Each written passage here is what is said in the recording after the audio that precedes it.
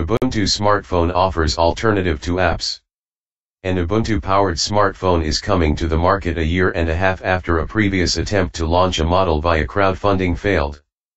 The Aquaris E4.5 Ubuntu edition relies on a card-like user interface that is not focused on apps. Unlike the original proposal, the handset does not become a desktop PC when plugged into a monitor. It is initially being targeted at early adopters, who developers hope will become advocates for the platform. The British company Canonical, which developed the Linux-based operating system, said it hoped to emulate the success of Chinese companies including Xiaomi with its launch strategy. Ubuntu phone on Indiegogo. This crowdfunding campaign raised nearly $13 million but still fell short of its target. This will include holding a number of flash sales in Europe beginning next week, in which the device will be sold for short periods of time, giving the developers an opportunity to gauge demand and respond to feedback before committing to a bigger production run. It's a proven model, we're making sure that the product lands in the right hands, Christian Perrineau, vice president of mobile at Canonical, told the BBC. We are way away from sticking this in a retail shop in the high street. But it's where we want to get to. Millions of PCs used by schools, governments, and businesses already run the desktop version of Ubuntu. The Ubuntu fan base will clamor to buy the phone just because they will be curious to see what it is, how it works and how they can develop for it. They'll want to be one of the few that have it, said Chris Green, from Davies Murphy Group Europe.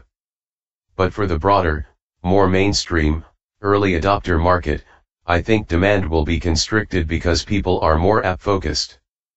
Scope cards.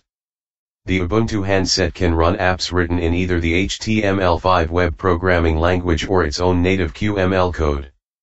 However, its operating system effectively hides them away. Instead of the traditional smartphone user interface, featuring grids of apps, it uses themed cards that group together different facilities. Canonical calls these scopes, and they are reminiscent of the swipe-based card system used by the Google Now personal assistant. Scopes. Device owners can configure the scopes to add the services they prefer. The phone's home screen is the Today scope. It presents a selection of widgets based on the user's most frequent interactions on the phone. These can include the local weather forecast, the headlines of the day from third-party news services, Twitter trends, and a list of the owner's most commonly contacted friends. By swiping to the right, the owner can make a call or access some of the other default scopes, including a music scope, with favorite tracks sourced from SoundCloud and other streaming music providers, as well as offering details of forthcoming concerts via Songkick. A video scope, which presents clips from YouTube and other services. A photos scope, which collects together images stored on the phone as well as pictures stored on Flickr, Picasa, Facebook, and elsewhere. A nearby scope providing location-specific details, including traffic conditions, public transport options and restaurant recommendations.